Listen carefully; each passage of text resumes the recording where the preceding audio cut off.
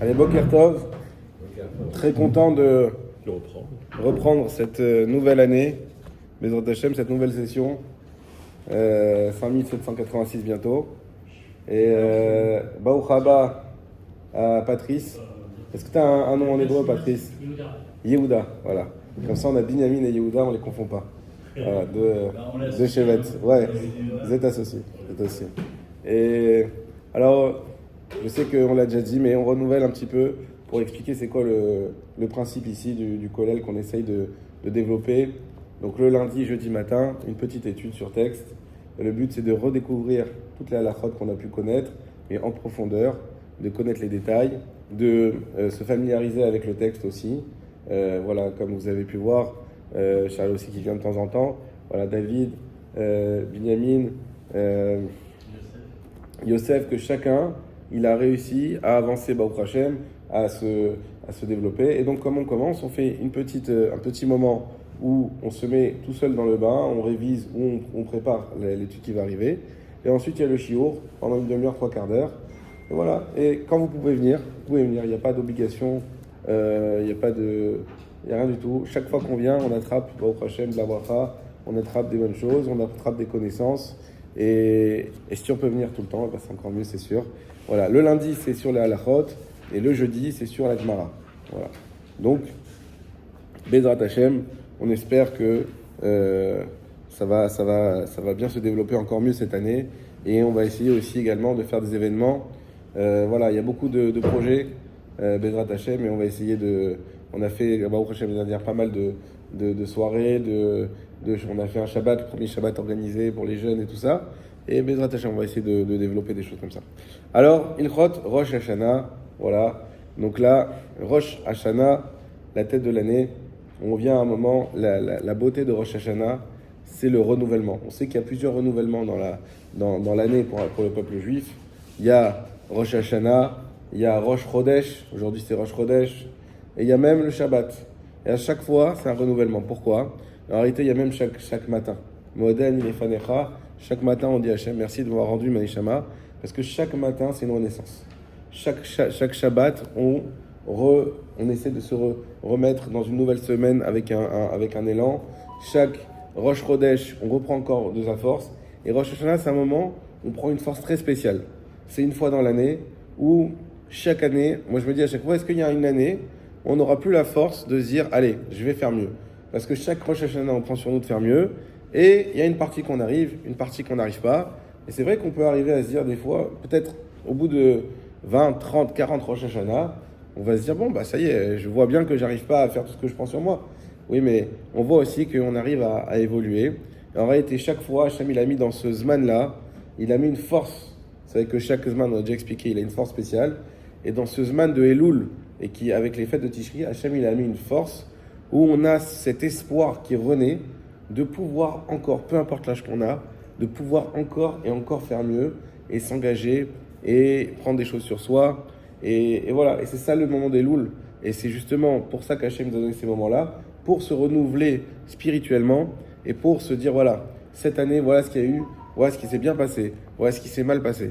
Et dans ce qui s'est mal passé, je vais essayer de faire encore mieux, je vais essayer de distinguer les points qu'il y a à développer, les points qui ont bloqué. Et avec ma famille aussi, je vais essayer de trouver des solutions pour, Bezrat Hashem, faire encore mieux. Alors, Noagim Lakoum, Be'ashmoretz, Lomar Sichot V'Tachanunim. Ah ben justement, ça commence le matin. Quand est-ce que ça commence? Comme on l'a dit, chaque jour c'est le matin. Et l'habitude est de se réveiller, Be'ashmoret, à l'aube, pour dire les Slichot et les Tachanunim. Mais Rosh Chodesh Elul, Ve'elach, Ad Yom HaKippurim, depuis Rosh Chodesh Elul et les jours suivants, jusqu'au jour de Kippour. Donc on a comme ça 40 jours, le Mishnah Berurah il explique, mais on va... Alors aussi, cette année, j'aimerais justement parler des choses qu'on essaiera de faire mieux. Chaque année, on arrive à faire bien Rosh Hashanah, plutôt pas mal Kippour, et Sukkot, il passe toujours à la trappe, parce qu'on n'a pas le temps d'arriver à Sukkot, que Sukkot est déjà arrivé. Cette année, j'aimerais qu'on arrive, surtout qu'on fait la Gemara Sukkah en ce moment, qu'on arrive à s'attarder mieux sur Sukkot. Bezrat Hashem. Donc peut-être faire un peu plus vite Rosh Hashanah et Kippour. On reviendra dessus si on a le temps, mais de faire bien Sukkot cette année, comme ça on arrive au fait de Sukkot avec en plus, ce sera halakha les massés sur ce qu'on a vu dans la Gemara, et qu'on connaisse bien les halakhot de Sukkot. Donc, certains Mishnah-Bura, je ne vous ferai pas dans les mots, mais uniquement à l'oral, mais vous aurez tout le loisir de pouvoir les reprendre pendant la Chavruta si vous voulez dans les mots. En tout cas, le Mishnah-Bura, il nous explique pourquoi commencer les Sichot à Rosh Chodesh Elul, parce que c'est le jour où Moshe Rabbeinu, il est monté par chercher les tables de la pardon, demander à Hachem pardon. Vous savez qu'il y a eu les premières tables, il y a eu le Vaudor, il y a eu une marloquette, est-ce que Moshe est monté 2 fois ou 3 fois? D'accord? Il y en a qui disent qu'il est monté 2 fois, d'autres qui en réalité c'est une seule et même fois quand il a demandé pardon et qu'il a descendu les deuxième Lochot, d'autres qui disent non, il est 3 fois 40 jours. Donc voilà. Mais en tout cas, ce qu'on sait, c'est que le jour de Rosh Chodesh Elul, il est monté pour demander pardon à Hachem. Pardon pour la faute du Vaudor, parce que Akadosh Baruch Hu, comme vous le savez, il a été, si on peut dire quelque part, très déçu du clan d'Israël, après qu'il a reçu la Torah, après tous les événements, les 10 plaies, la mer Rouge, etc. Très déçu de voir que le clan d'Israël, comme il est écrit dans le Passouk, Sarou Maher Minaderer. Sarou Maher, c'est pas comme on a lu dans la paracha dernière, quand on dit Brachou Klala, Im Sarou, si vous détournez du chemin, alors il y a les klalot. Sarou Maher, c'est qu'ils sont détournés vite. Très vite, ils ont laissé Akadosh Baruch Hu. C'est pas simplement qu'ils sont détournés, c'est qu'ils sont détournés quelque part sans aucune conscience de se dire, sans aucun problème. C'est comme un nouveau couple, d'accord, Dieu préserve, des fois on entend il y a des choses qui étaient tromperies, etc. Et il y a le lendemain, il a trompé. Mais je comprends pas, Sarou Maher, c'est pas possible. Peut-être, il y a rien qui est excusable, mais des fois on peut dire après, il y a une histoire, il y a quelque chose, ça a pris du temps, il a résisté, et il y a une femme qui lui a fait du rentre-dedans pendant 1 an, et au bout, quoi qu'il arrive, c'est impardonnable, ou en tout cas très grave, mais il y a une histoire, il y a quelque chose.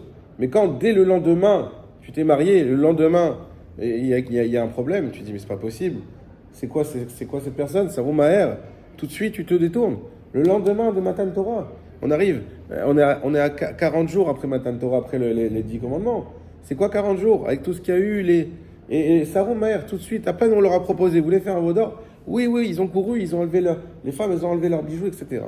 Et ça, Hachem, il a dit, tellement c'est une faute grave qu'on sait que, la Gemara nous dit, jusqu'à aujourd'hui, on paye cette faute. Parce que c'était impossible de pardonner avec l'Israël sans que diluer la gravité de la faute dans le temps, sinon ça aurait été la destruction du clan d'Israël. Et donc Hachem, il a accepté, c'est à l'article Kitvarecha, le jour de Kippour. C'est pour ça que c'est un jour tellement grand de pardon qu'on sait qu'Hachem, il a pardonné le pire. Parce qu'il faut savoir pourquoi je vous ai pris cet exemple avec le marié. Parce que c'était un mariage, comme on fait la Ketouba à Shavuot, c'était un mariage le jour où il y a eu les 10 commandements, entre Hachem et son peuple. Et lorsque il y a écrit dans la Torah, c'est une image, mais qui est tellement révélatrice, que lorsque on fait Avodah Zara, alors aujourd'hui, bon, Hachem, on n'a plus ces Zara, mais lorsqu'à l'époque, il faisait Avodah Zara, c'est comme s'il trompait Hachem.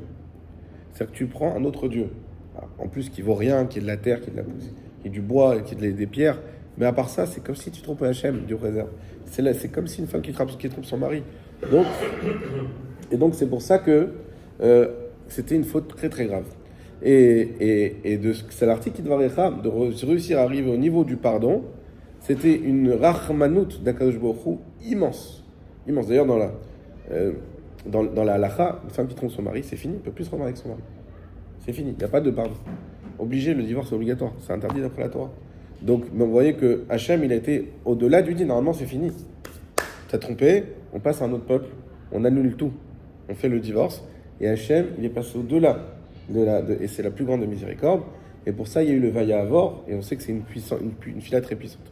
En tout cas, on se réveille le matin, depuis Rosh Chodesh Elul, c'est 40 jours où Moshe, il a prié Hachem, et c'est 40 jours où la miséricorde, elle a été de plus en plus, et nous aussi, on sait que c'est un moment où Hachem, il nous pardonne, et alors voilà, des fois on arrive, pendant le mois d'Elul, avec un peu de rasra, en disant ça y est, on va démarrer les sichot, c'est un petit peu dur, c'est un petit peu... En réalité, il faut arriver ici, ça aussi c'est une des nouvelles choses qu'on peut prendre sur nous cette année. סליחה, שאני קוטע אותך, רציתי להגיד לך, רק אתה ברכת לרפואה את ניסים דהן, שתדע, הברכות האלה עוזרות, במיוחד שאנשים כמוך מברכים. עכשיו מיד הוציאו אותו מהבית חולים, שחררו אותו הביתה. הוא בן אדם בן 84, הוא הגיע לבית חולים מצב קשה מאוד, עם הנשמה והכל. עכשיו, רק בירכת אותו, הלו, שחררים אותו הביתה, הולך הביתה. משוחרר, אתה רואה? ניסים, גם קוראים לו ניסים, גם אלוהים עושה ניסים. רק שתבינו, הברכות עוזרות. הברכות של הרבנים והכל, תבקשו ברכות, זה עוזר. Alors, pour traduire en 2 minutes, écrit dans la Gemara que chacun qui nous bénit, peu importe qui c'est, il faut dire Amen. On ne sait pas, la plus petite personne, même un goy qui nous bénit, il faut dire Amen. Même un goy. On ne sait pas, une bracha, ce que ça peut faire. Voilà, il m'a demandé, il y a, juste avant qu'on commence, de bénir une personne qui était à l'hôpital et de me dire qu'il vient de sortir. On ne sait pas des fois, peut-être, mais voilà, une bracha, n'importe qui, il sort une bracha et voilà, Baruch Hashem. Donc, on reprend, Bezrat Hashem, que cette étude, elle nous donne à tous la bracha et les yeshuot qu'on a besoin. Et donc, on voit que il faut se réveiller tôt le matin pour faire ces slichot, afin justement de... vous savez que dans tout, il y a ce que Hashem il nous donne, il y a un cadeau, mais ce cadeau, il faut toujours aller le chercher. Donc, il faut aller se lever le matin pour faire les slichot, pour aller chercher ce pardon, pour aller chercher... Et comme je disais, d'arriver à Elul avec, voir ici une opportunité. Non pas un stress, non pas une angoisse. D'ailleurs, la halakha nous dit, celui que c'est trop dur pour lui, qui va rater sa journée à cause de ça, qui va pas être bien au travail alors qu'il est salarié, ou qui va pas bien étudier à Torah si c'est quelqu'un qui étudie, alors il vaut mieux qu'il fasse même pas toute la semaine. Par exemple, lundi, jeudi. Par exemple, chacun comme il peut, mais il faut que ça reste un moment où on se rende compte, c'est un moment privilégié. C'est pas le but de se casser la santé, pas du tout. Mais et si on s'organise bien, on peut en réalité faire tous les matins et que ça soit bien. Mais c'est un privilégié où on voit une opportunité d'aller récolter des pardons, d'aller récolter des brachot d'Hachem pour passer une année Bezrat Hashem qui soit aussi belle que possible, extraordinaire et incroyable. Alors on continue. Au minag ben Ashkenaz et Noken. Par exemple, aux Ashkenazim, pour une fois. D'ailleurs, il y a beaucoup qui veulent prendre le minag Ashkenaz. pour une fois, pour eux, c'est plus simple. Et Enoken, et là, Merosh Chodesh Ve'elach, Matrilim Nitkoa Achar Atfila Shacharit. Eux, ils font pas les sichot. Ils ont aussi cette idée de Moshe Rabbeinu, mais ils la matérialisent uniquement par la sonnerie du shofar qu'on fait après Shacharit. En réalité, c'est devenu quelque chose qui est tellement simple, entre guillemets, que même les Sfaradim aujourd'hui, je crois que tous les Sfaradim, j'ai jamais vu une synagogue où on ne sonne pas le shofar. Oui, toi, oui? Non, mais ce matin, la Rosh Chodesh, pas tout le monde. Alors, si. Rosh Chodesh, la marloquette, c'est Mishambo qui ramène, c'est ce qu'on sonne le premier Rosh Chodesh. Mais ce matin, ils n'ont pas sonné. Ah, sonné, ce matin, ils n'ont pas sonné. Alors, a priori, Rosh Chodesh Ve'elach, Matrim Lelkoa, normalement, on doit sonner, d'après tout le monde aujourd'hui. La Sheila, c'est hier. Il y en a qui sonnent, il y en a qui ne sonnent pas. Mishambo nous dit, il y a 2 minagim. Aujourd'hui, normalement, on sonne. Bon, alors peut-être, je ne sais pas, qu'il y a un autre minag, ou peut-être qu'il ne sonne pas du tout. C'est possible qu'il ne sonne pas du tout. Hein? Ici, oui, bah, j'ai sonné, ouais. Et comment ça se fait qu'on sonne sur un bracha? Parce que c'est pas une mitzvah. Parce que C'est pas une mitzvah. C'est un minag. C'est pas une mitzvah. La bracha, toujours, c'est pour une mitzvah claire et nette. Ça, c'est un minag. Donc, comme c'est un minag, d'ailleurs, celui qui n'a pas entendu, pas obligé d'aller écouter. Ou il peut rattraper, ou même s'il fait pas, c'est pas grave. Voilà. C'est comme chacun, s'il veut rattraper, c'est bien aussi. C'est quoi le but de ce sonnerie du shofar? Ça, c'est un Dvar Torah que Mishnah Moura il nous fait, je trouve extraordinaire. Si je peux le répéter chaque année et même plus, c'est à quoi ça sert du sonnerie du shofar pendant 40 jours? Le réveil, très bien. Qui nous a appris qu'il fallait se réveiller à ce moment-là? Vous allez dire, Moshe Rabbeinu, on vient d'expliquer qu'il est monté. Et Mishnah Moura, il dit, c'est pas pour ça qu'on sonne. C'est pas que pour le réveil. Il dit, c'est parce que dans le désert, pendant ces 40 jours où Moshe était là-haut, il sonnait du shofar. Il sonnait du shofar. C'est-à-dire que nous, on n'est pas en train de faire, on a inventé quelque chose, de dire, viens, on sonne du shofar comme à Rosh Hashanah, ça nous réveillait. En réalité, c'est exactement ce qu'ils faisaient eux. Et pourquoi eux, ils sonnaient du shofar? Parce que, hein? Pour appeler Moshe, non. Parce que... Non. sensibiliser la Nishama, Non plus. Hein? Sensibiliser la Nishama. L'élévation de l'âme. Alors, il y a un peu de ça, vous allez voir, c'est quelque chose qui est magnifique. Le chauffard, en fait. Ce sort du chouette, c'est pas une histoire de royauté ou de... Non, pas pour ça. C'est les sons du chauffard, en réalité. C'est pas pour le bouffe. C'est vraiment dommage, c'est pour la Neshama. Nahon, ce que vous dites c'est vrai, mais il y a quelque chose qui est encore plus fort que ça. C'est que eux, vous savez de quoi ils avaient peur? De refaire le veau d'or. De refaire le Bouddha. Ben oui, parce que Moshe, quand il est monté les 40 premiers jours chercher les premières louchot, les premières tables de la loi, vous connaissez l'histoire, qu'après le 39e jour, à Chatzot, le Yetzirah, il a fait tomber la nuit, et ils se sont dit, depuis déjà un moment, ils étaient dans le doute. En fait, c'est pour ça que le Yetzirah, il a une emprise. Depuis un moment, il disait quoi? Mais Moshe, il n'a pas pris de sandwich avec lui, il n'avait pas d'eau, est-ce qu'il vraiment, il est là-haut? Un jour, chaque jour qui passait, il y avait un doute qui se renforçait, peut-être Moshe, il est mort. Peut-être tout ça, c'est pas vrai, peut-être c'est juste une montagne. Et au fur et à mesure que, vous savez qu'on dit loin des yeux, loin du cœur, que Moshe n'était pas là pour leur redonner la Rémouna, ils n'arrivaient pas à se renforcer. Donc quand le Yetzirah, il a fait tomber la nuit un peu plus tôt, tout de suite ils ont dit ça y est, 40e jour, Moshe n'est pas là, il est mort, allez hop, on trouve quelqu'un d'autre, on fait le veau d'or. Là, ils se sont dit, mais attends, on est tombé dans le panneau une fois, regardez cette sagesse qu'ils ont eue, peut-être on peut retomber dans le panneau 2 fois. Hein? Combien de fois nous on se dit, je vais y arriver, un truc que j'ai pas réussi, je vais y arriver, et au moment où on arrive, j'y arrive pas. Mais c'est évident, qu'est-ce que tu veux de mieux? Si tu sais que tu n'as pas réussi une première fois, c'est la plus grande preuve que tu n'y arriveras pas.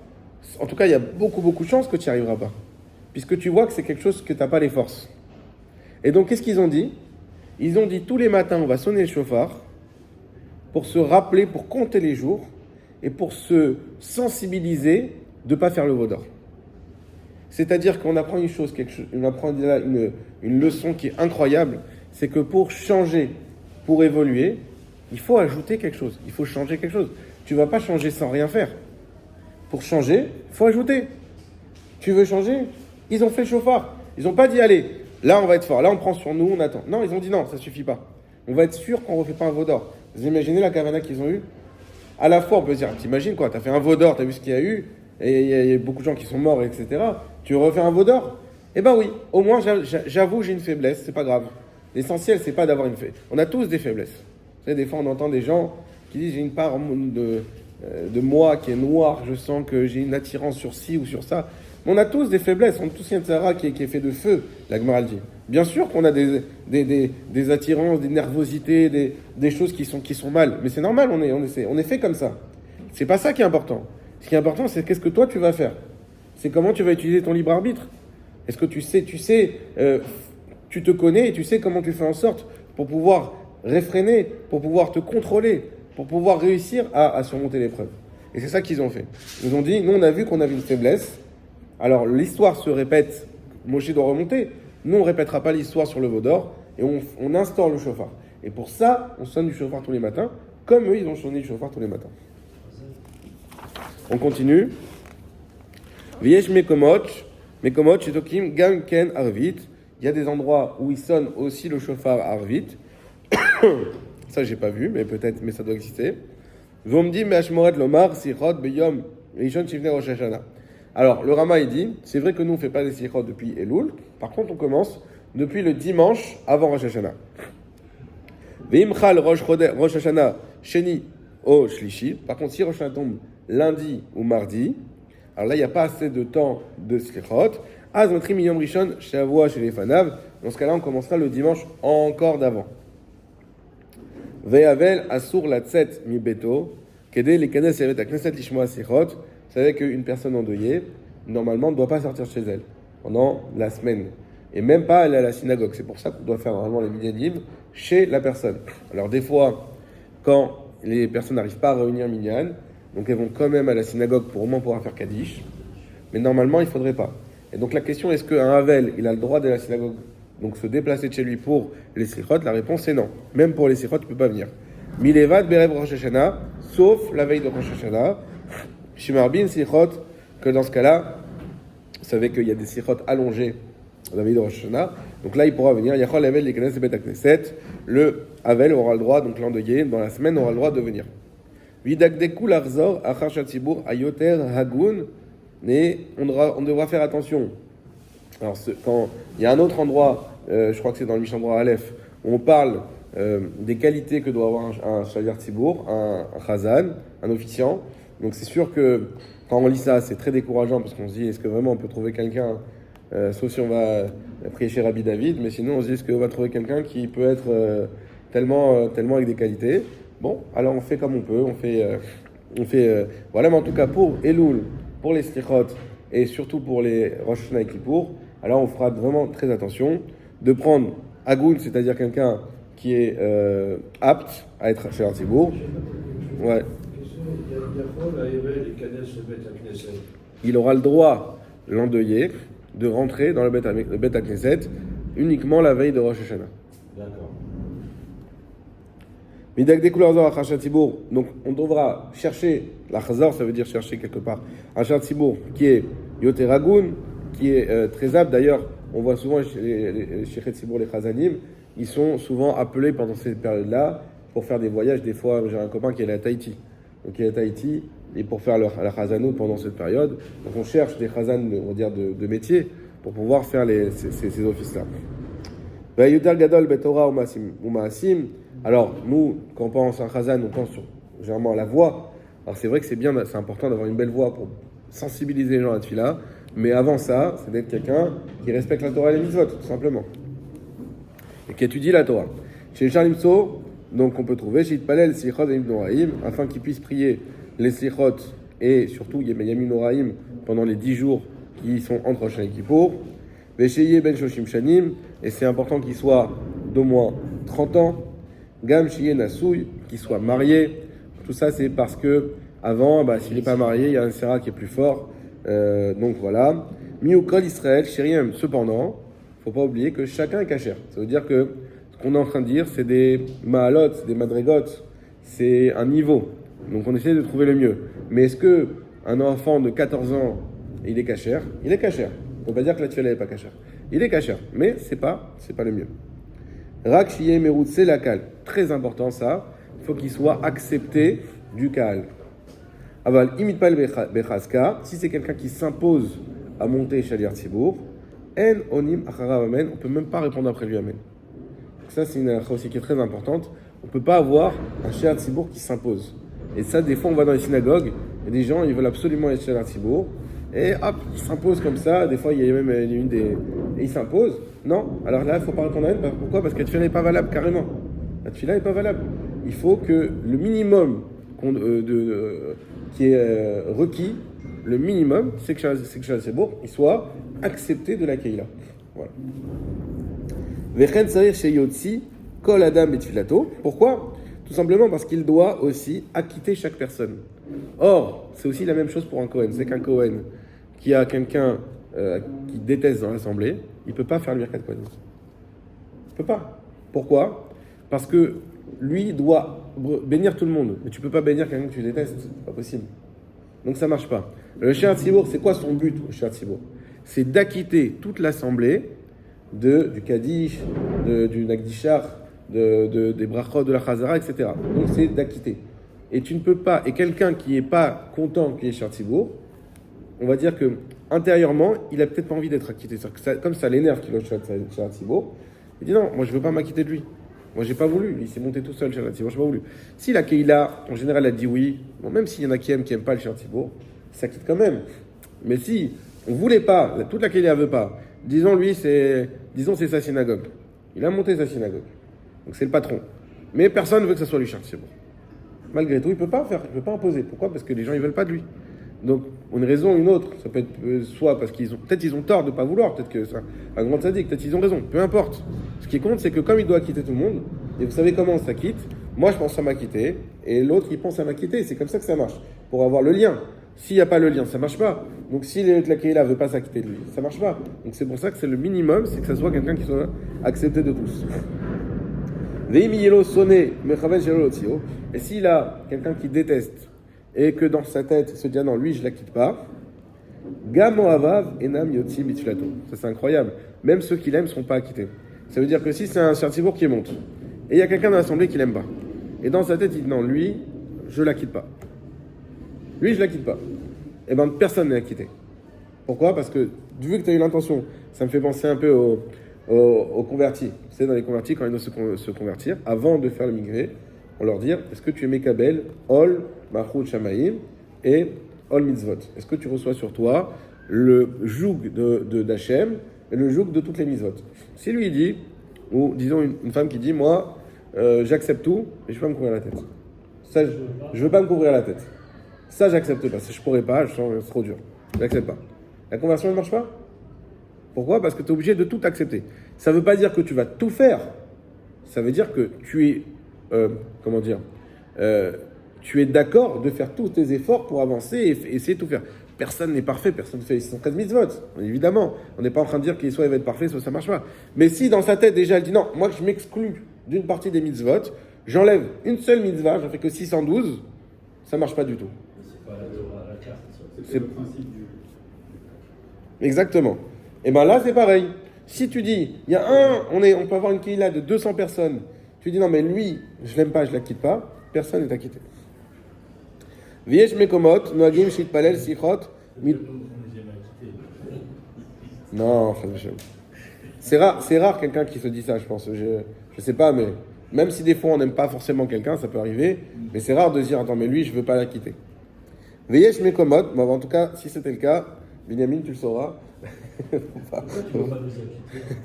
Viesh mekomot, il y a des endroits, noagim shamit palel, on a l'habitude que celui qui prie, slichot, les sichot, mit palel, kol hayom. C'est-à-dire que, et ça aussi j'ai vu, que celui qui fait chazan pour les sichot, c'est lui qui sera aussi chazan, shacharit, et s'il est là aussi, mincha et arvit. Deuxième halakha. Noagim leitanot erev Rosh Hashanah. Il y a une habitude de jeûner la veille de Rosh Hashanah. Et ça, j'explique pourquoi. Il y a toute une discussion dans les Chachamim. Est-ce que vraiment Rosh Hashanah, on a le droit de manger? Pourquoi? Parce que c'est Yom Hadin. C'est Yom Hadin ve'anora, comme on dit. Quand on fait le Hadoshem après la Tfila, on dit Hachem, toi tu te lèves s'il te plaît, lève-toi du Kessidin et assis-toi qui sera Rachamim. C'est-à-dire qu'on sait que c'est un jour qui est terrible. D'ailleurs, il fait partie des Yamim Noraim, le jour redoutable. Hein? Ouais, exactement. Et on arrive ce jour de Rosh Hashanah, et quoi? Et toi, tu vas manger, boire, normal, comme si c'était la fête. Si tu avais conscience du jugement, on n'a pas conscience. Chacun a une conscience plus ou moins forte. Si on avait une vraie conscience, on aurait le ventre noué. Vous savez, quand des fois on a une vraie angoisse, le ventre il est complètement noué, et c'est impossible de me rentrer même un verre d'eau dans la bouche. Et donc là, tu arrives et toi, tu prends du vin, de la viande. C'est quoi cette histoire? On y reviendra peut-être un peu plus en détail. Mais en tout cas, l'idée, elle est quoi? Le Mishnah Berurah, il ramène, c'est que, et il ramène peut-être un kav zechut, c'est que même quelqu'un qui aurait une conscience parfaite du jour de Rosh Hashanah et qui sait à quel point c'est dur, alors il doit avoir bitachon b'Hashem qu'Hashem va bien le juger.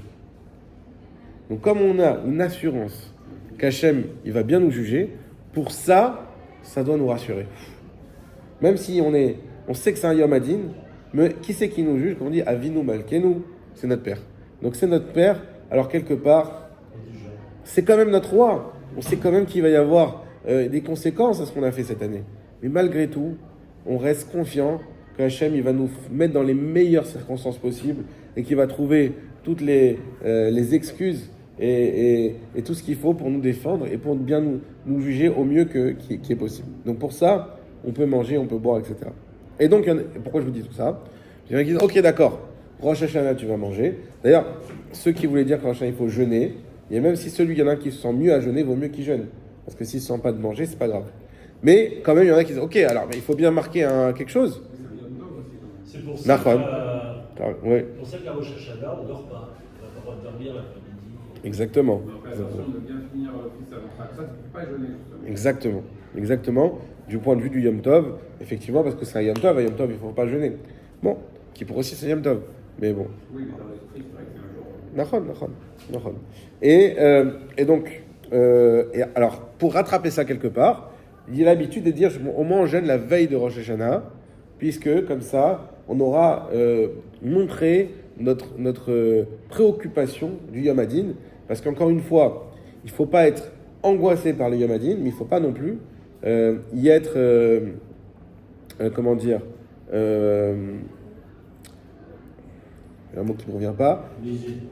Voilà, faut bien montrer qu'on a conscience de ce jour-là. Il ne faut pas y être indifférent. C'est ça qui est important. De ne pas y être indifférent. Si on est indifférent, alors c'est comme si on montre du mépris pour ce jour-là et du mépris pour Hachem. Donc il faut bien qu'on ait conscience quand même. Et pour ça, il y a l'habitude de jeûner la veille. De toute façon, on jeûnera le lendemain, comme vous le savez, avec le jeûne de Gedalia. Ve'amedak dekim nagu shekol echad mitane asara yamim Et le Rama lui dit que les Medakdekim, ceux qui étaient les plus, qui faisaient le plus attention, ils avaient l'habitude de... On finit dans 2 minutes, c'est pas encore 30. Hein. Ils avaient l'habitude de jeûner pendant 10 jours. 10 jours. Et le Rama dit c'est comme ça que c'est bien de faire, de jeûner pendant 10 jours. Alors bien sûr, on mange le soir, c'est que la journée. Et tous ces taniot, tous ces jeunes-là, s'il y a quelqu'un qui a raté, il n'a pas besoin d'en refaire un autre pour rattraper. Et on ne lit pas à la Torah comme on fait les jeunes publics. Même Erev Rosh Hashanah, c'est-à-dire même si c'est un jour où il y a plusieurs gens qui ont l'habitude de jeûner, malgré tout, c'est pas un jeûne parmi qui fait partie des 5 jeûnes publics officiels, et donc il n'y aura pas tout ce qui va avec, lecture de la Torah, etc. Vimchal Brit Mila, Be'erev Rosh Hashanah, et si il y aura une Brit Mila la veille de Rosh Hashanah, Yecholim Le'echol, dans ce cas-là, il n'y aura pas lieu de jeûner, on pourra manger. Verabim Noagim Le'echol Be'erev Rosh Hashanah, et de toute manière, beaucoup ont l'habitude de manger la veille de Rosh Hashanah, Kodem Alat HaShachar, avant le lever du jour, Mishum Chokot Abim Anoagim, Litan Be'erev Chageem, Yecholim Le'echol Be'lo Tnai, Achar Sheken Nagou. Et donc, là, il dit que c'est sûr que même ceux qui jeûnent la veille de Rosh Hashanah, il ne faudra pas faire un jeûne complet de 24 heures comme un Kippour ou Tisha B'Av. On pourra manger la veille sans besoin de faire de Tnaï. Dernière halakha, En noflim al penehem be'erev Rosh Hashanah bitfila, af al pi shenoflim al penehem be'ashmoret v'sichot ve'en tokin be'erev Rosh Hashanah.